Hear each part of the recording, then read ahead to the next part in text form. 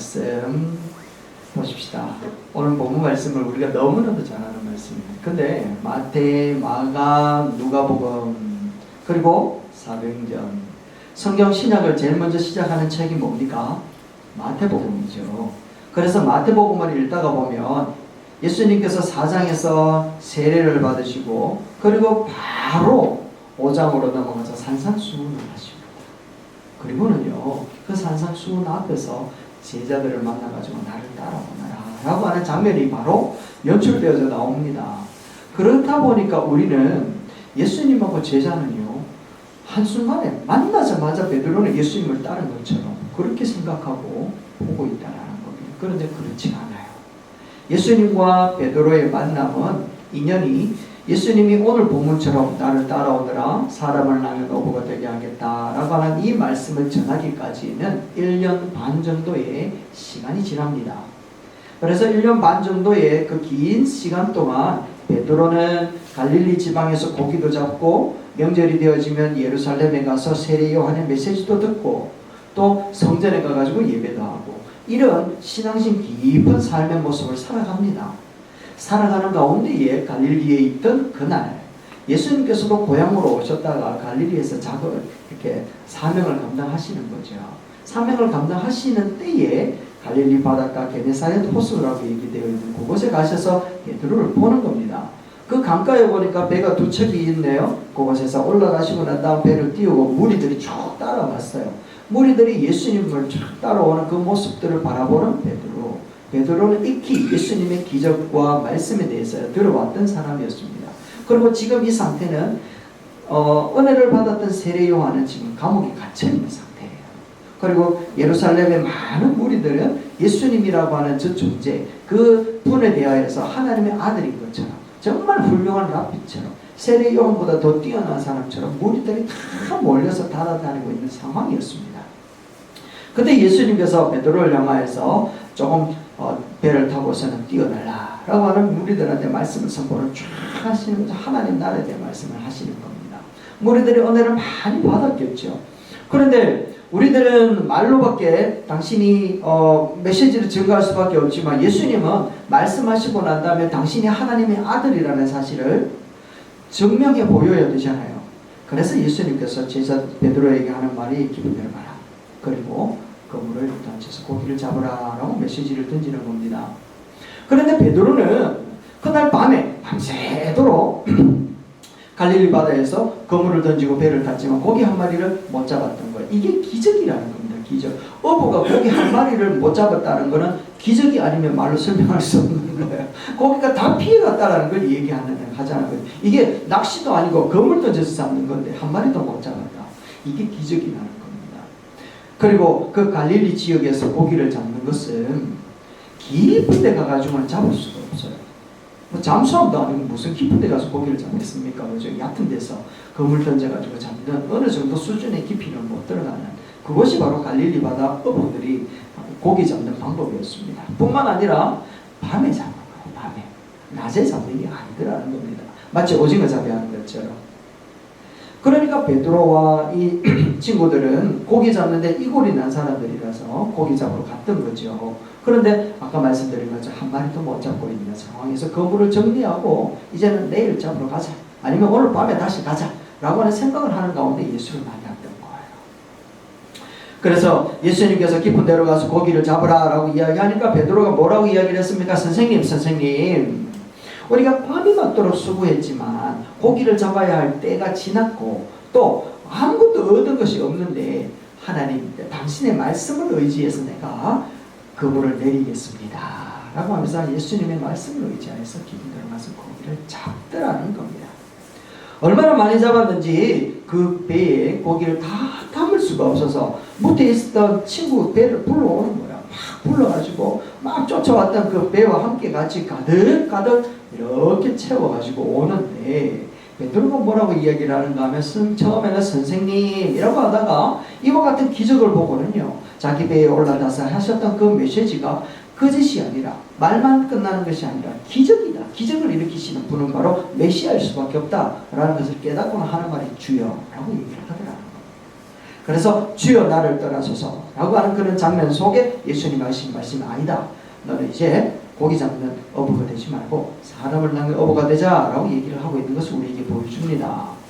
오늘 이 장면에서 우리는 베드로라고 하는 이 사람은 이골이 나도록 그 갈릴리 바다에서 고기를 잡는 일을 했던 사람이었지만 밤새도록 한 마리도 잡지 못하고 또 내일 나가면 오늘 밤이나 내일 나가면 또 잡을 수 있을까라고 하는 기대를 가지고 있었던 사람이지만 그러나 분명히 잡을 것이다 라고 하는 것에 대한 확신이 없는 인생이었다라는 것을 보여줍니다. 마치 오늘 이 시대를 살아가는 젊은이들이나 우리의 모습과 마찬가지라는 것이지요. 이골이 나도록 살았는데 당장 내일 무슨 일이 일어날는지 그리고 오늘 아무것도 잡지 못했기 때문에 내일이면 잡을 것이라는 기대는 하지만 확신이 없는 세대, 이 세대 속에서 살아가는 오늘 우리들에게 예수님께서 말씀하시는 것이 어딘가 하면 깊은 곳으로 가라. 한 따라서 깊은 곳으로 가라. 깊은 곳으로 가라라고 얘기를 하라는 겁니다. 자, 그 깊은 곳에 갔더니 진짜 그곳에는 예수 그리스도의 은혜가 있고 예수 그리스도의 능력이 나타나고 기적이 나타나고 회복이 나타나고 기쁨이 나타나고 놀라운 축복이 나타나는 자리가 되더라는 것입니다. 그래서 오늘 이 시대 가운데서 우리가 가야만 하는 자리, 오늘도 예수님은 우리를 향하여 깊은 곳으로 가라라고 얘기를 합니다. 그 깊은 곳은요, 베드로나 요한이나 이런 사람들이 고기를 한 번도 잡아러 가라고 생각하지도 않았던 자리였지만 예수님이 깊은 데로 가라 라고 하는 그 말씀을 따라서 갑니다. 자, 그 첫 번째가 무엇인가 하면 이 말씀을 같이 한번 읽어볼까요? 시작. 맞습니다. 그 깊은 곳이라고 하는 곳이 어딘가 하면 이성과 경험을 초월할 때 갈 수 있더라는 겁니다. 그래서 우리가 그 깊은 곳으로 가야만 하는데 그 깊은 곳을 가기 위해서는 이성과 또한 경험을 초월해야 됩니다. 좀 전에도 말씀드렸지만 고기 잡을 때 그리고 장소로는 얕은 곳에 또 밤에 잡아야 된다 했습니다.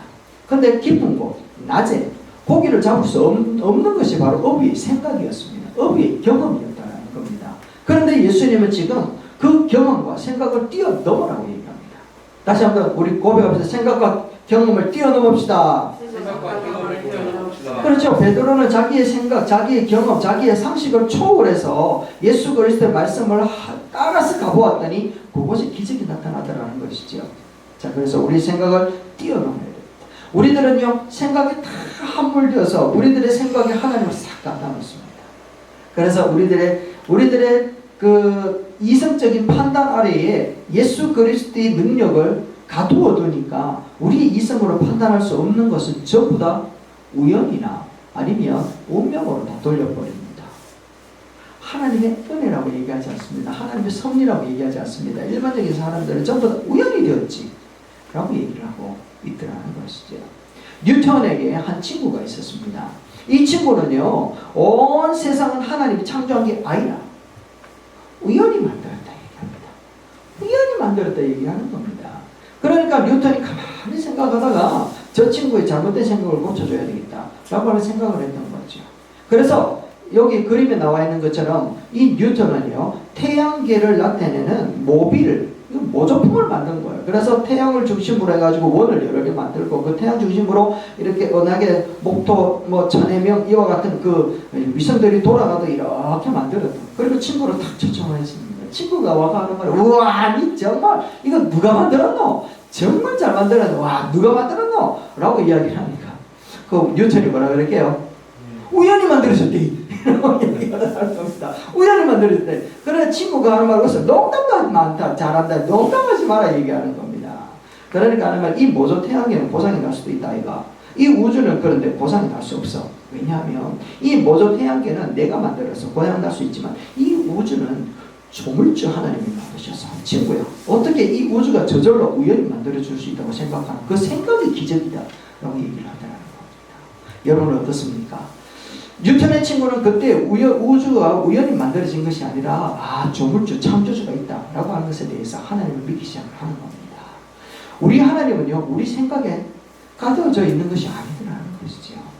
우리 하나님은 우리의 생각을 초월하여 역사하시는 분이신 줄로 믿습니다. 네. 아멘이십니까? 그래서 하나님이 행하시는 일들을 우리의 생각과 경험으로 제한하고 판단해버리면 기적이 나타날 거야, 안 나타날 거야? 안 나타나더라는 겁니다. 그래서 일반 사람들을 이야기하는 이거는 우연이나 이것은 운으로 되었다. 야, 이거는 진짜 행운이다. 라고 이야기를 해서는 안 된다. 우리 크리스천들은 이걸 전부 다 뭐라고 이야기한다고요? 하나님의 은혜다. 하나님의 섭리다. 하나님의 계획이었다.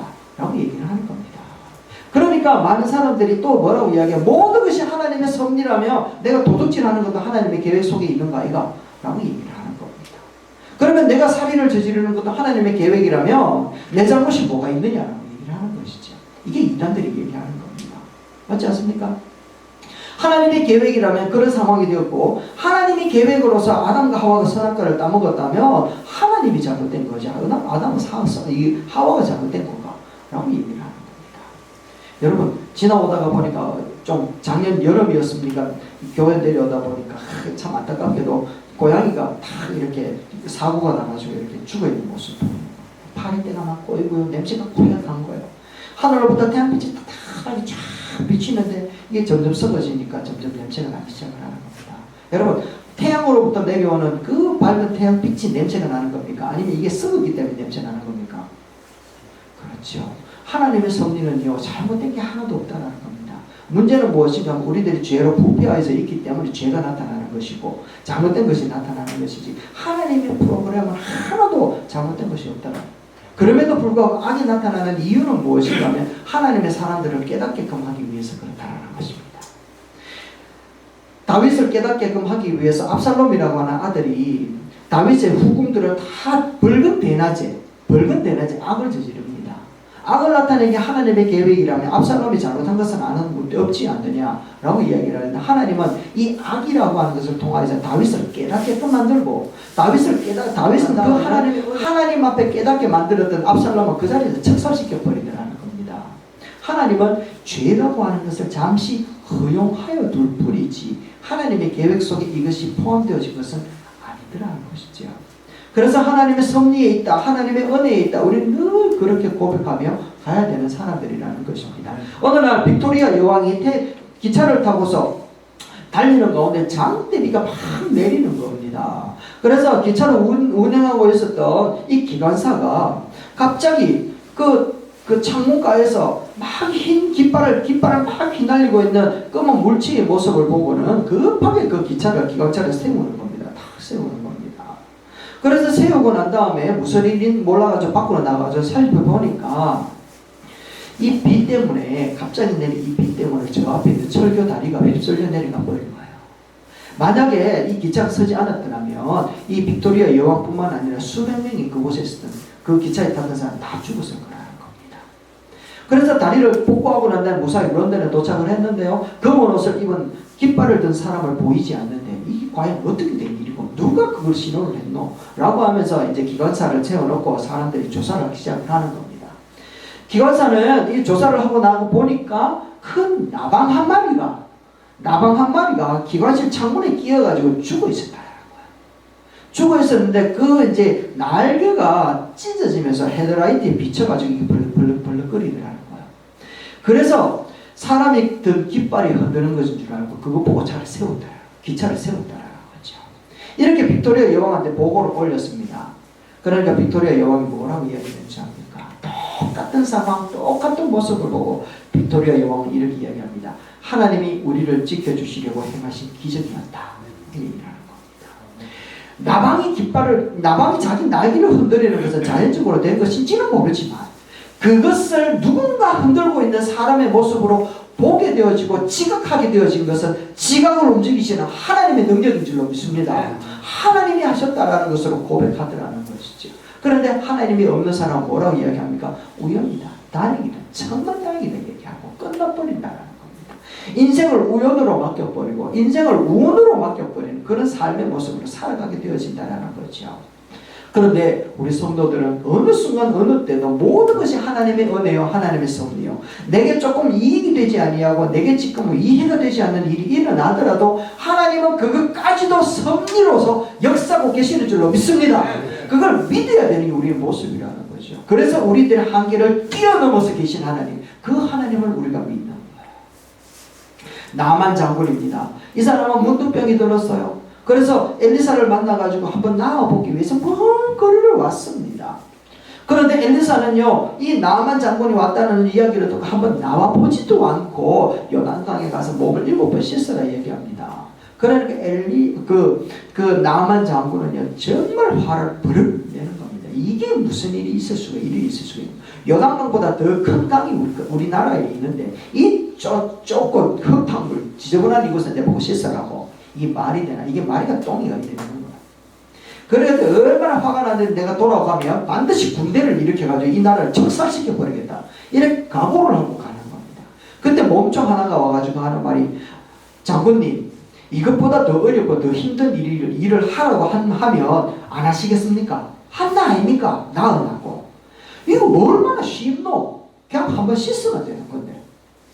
그러니까 나만 생각해봐요. 그런 거예요. 정말 어려운 거, 정말 그거 보아달라 해도 다 줄 텐데, 이거 뭐 공짜인데 싶어가지고 7번 씻었더니 어떤 일이 나타났습니까? 얼라 피부처럼 탁 되어버리더라는 겁니다. 한번 생각해보세요. 나만 장군이 왜 그 물에 들어가기 직전까지 화가 막 났을까요? 화가 나가지고 죽이려고 했던 이유가 어디 있는가 하면 바로 자신의 생각과 자기의 경험 때문이었습니다. 자신의 생각과 자기 경험과 자기 자존심 때문이에요. 하나님의 역사는 어디에 있다고요? 자신의 생각과 경험과 자기의 자존심을 넘어선 자리에 있다라고. 그거 놓치면 안 되는 거야. 그래서 깊은 곳에 가기 위해서 우리는 하나님의 말씀 앞에 나의 생각을 내려놓을 줄 알아야 되고, 깊은 곳에 가서 기적을 맛보기 위해서는 하나님 앞에 나의 경험들을 내려놓고 말씀 앞에 좌복하는 모습이 있어야 될 줄로 믿습니다. 모세가 출애굽시키고 광야길을 지날 때였습니다. 200만 명이나 되는 사람이 먹을 것이 없으니까 불평을 하네요. 불평을 하니까 이 모세는 하나님 앞에 기도를 합니다. 하나님 어쩌면 좋겠습니까? 그러니까 하나님이 하나 걱정하지 마라. 오늘 밤에 내가 자들 다 믿을게 라고 얘기를 합니다. 그러니까 모세가 뭐라 그런지 압니까? 이렇게 얘기를 합니다. 그들을 위해서 양떼와 소떼를 잡아먹은들 족하겠습니까? 바다의 모든 고기를 잡아본들 족하겠습니까? 안 된다 얘기하는 겁니다. 이거 다시 얘기하면 무슨 말인지 압니까? 하나님인들 할 수 있겠습니까? 이렇게 얘기하는 거거든요. 하나님인들 하겠습니까? 그러니까 하나님이 뭐라 이야기했는가 하면 23절입니다. 같이 읽어봅니다. 시작. 여호와께서 모세에게 이르시되 여호와의 손이 짧으냐? 네가 이제 내 말이 네게 응하는 여부를 보리라. 할렐루야. 여기서 나온 게 이 말이에요. 하나님의 손이 짧나? 네가 생각하는 것 이상으로 하나님의 손은 길다 얘기하는 거예요. 크다 얘기하는 거예요. 하나님의 능력은 어마어마하다 얘기를 하는 겁니다. 그러니까 모세의 생각, 모세의 경험, 모세의 지식, 모세가 가지고 있는 모든 영역들보다 더 큰 분이 누구라고요? 여호와다라고 얘기를 하고 있다라는 겁니다. 그러니까 모세가 하나님 앞에 하나님인들 하시겠습니까? 라고 이야기할 수밖에 없었던 이유는 자기 생각에 묶여 있었기 때문에 그래요. 그래서 하나님의 역사하시고 예수 그리스도께서 그곳으로 가라, 깊은 곳으로 가라 했던 그 자리는 우리들의 생각과 우리들의 경험과 우리들의 이성을 뛰어넘는 자리. 그래서 우리들의 생각과 우리들의 경험과 우리의 이성을 말씀 앞에 내려놓을 수 있는 그 사람만이 기적을 맛보게 되는 줄로 믿습니다. 아멘입니까? 할렐루야. 우리 성도들이 뛰어넘어야 할 것은 바로 우리의 생각, 우리의 경험입니다. 말씀으로 뛰어넘을 수 있는 저와 여러분 되시기 주의를 축원합니다. 이제 두 번째는 무엇인가 하면 안 보이는 것을 보게 될 때 갈 수 있습니다. 안 보이는 것을 보게 될 때 갈 수 있다는 거예요. 우리 한번 읽어봅시다. 시작. 안 보이는 것을 보게 될 때 갈 수 있습니다. 맞습니다. 예수님은 사람들이 보지 못하고 있는 깊은 곳에 있는 고기를 보셨던 거예요. 정탐꾼 12명이 있습니다. 똑같은 것을 보고 왔어요. 그런데 10명의 보고와 2명의 보고는 달랐습니다. 10명 정탐꾼은 불가능한 것을 보고 왔고 2명의 정탐꾼은 가능한 것을 보고 왔습니다. 똑같은 것을 봤는데 왜 이렇게 달라졌을까요? 10명의 정탐꾼이 보지 못했던 것을 2명의 정탐꾼을 봤기 때문에 그래요. 그 본 것이 무엇인가 하면 믿음의 눈을 갖고 봤기 때문에 그래요. 아멘이시지요. 골리앗과 이스라엘이 전쟁이 벌어져서 40일 동안 아무것도 못해서 골리앗이 얼마나 조롱하고 비웃었는지 몰라요. 그런 상황 가운데 다윗은 그 장면을 보고 당당하게 전쟁터에 나가요.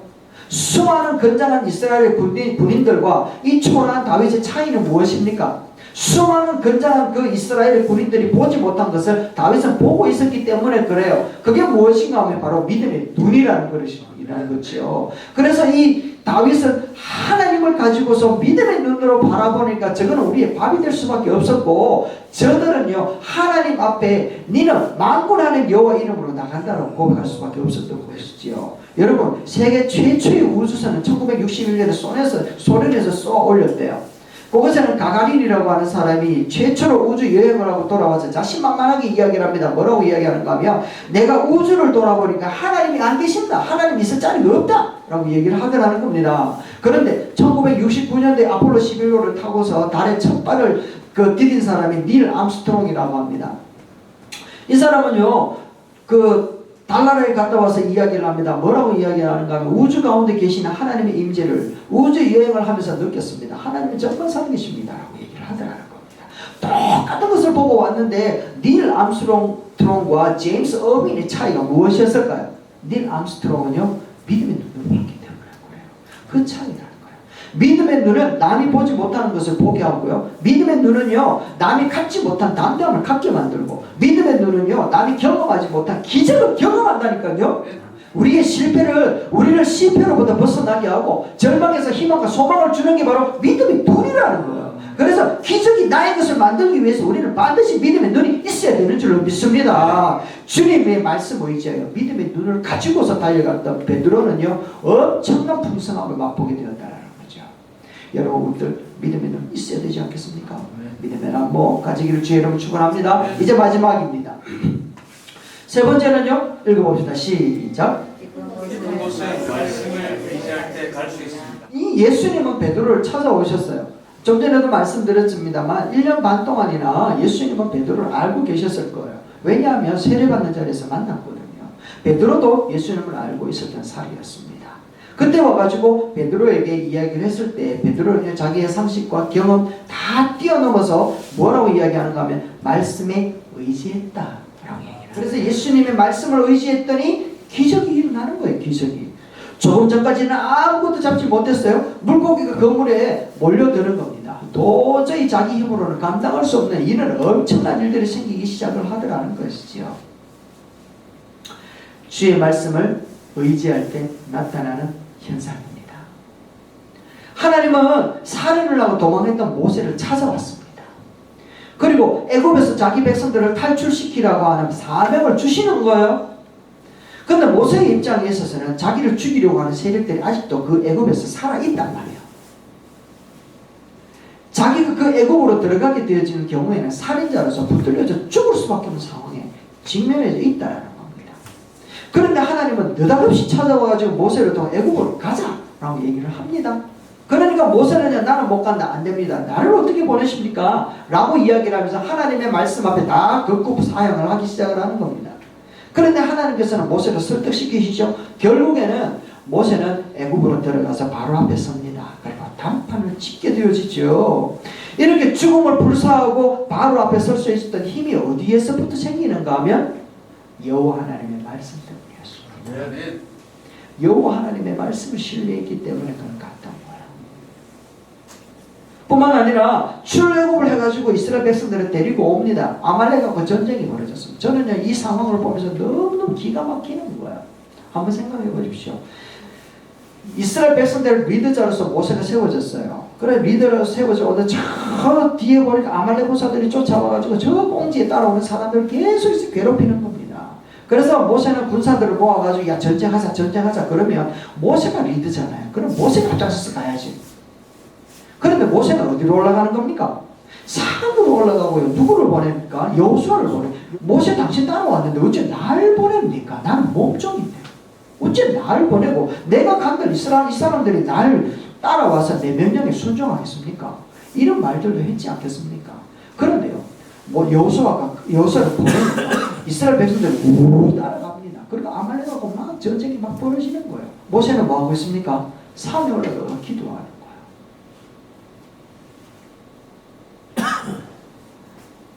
여호수아를 전쟁터에 보낼 수 있었던 그 힘은 어디에 있는가 하면 여호와 하나님을 신뢰하고 말씀을 의지했기 때문에 여호수아를 보냈어요. 그렇지 않았다면 그렇게 할 수 없었을 겁니다. 왜냐하면 우리가 잘 아는 거예요. 전쟁은요, 진짜 정말 피도 눈물도 그 없는 그런 현장이 바로 전쟁의 현장이잖아요. 우크라이나 지금 전쟁이 벌어지는 장면도 보이는데 눈 뜨고 볼 수 없는 장면들이 자꾸 보여줘요. 그래서 피할 수 있으면 피하는 게 제일 좋은 것이 바로 전쟁이란 말이에요. 그 전쟁에서 모세가 산에 올라가서 기도한다는 것은 모세 당신이 가세요. 내가 산에 가서 기도할게요. 이렇게 할 사람들 많이 있어서 그건데요. 그런데요, 모세가 산에 올라갔던 이유는 어디에 있는가 하면 기도 외에는 전쟁에서 이길 수 있는 방법이 없다라는 사실을 모세뿐만 아니라 다른 사람들도 다 알아요. 그러니까 모세 당신은 기도하세요. 기도 외에는 우리가 아무리 여기서 전쟁에 훈련을 하고 훈련병들이 많아가지고 군사들가 많다 할지라도 저 아말렉하고 전쟁이 붙어가 이길 수 있는 성산은 없다. 그걸 알았던 거예요. 그래서 모세 당신이 기도해야 됩니다. 라고 하면서 모세 올라가니까 아론 훌이 같이 올라간 거예요. 같이 올라가가지고 당신이 기도하는 것을 도와주지 않습니까? 그래서 기도 외에는 방법이 없다는 사실 모세는 그때부터 아신 거예요.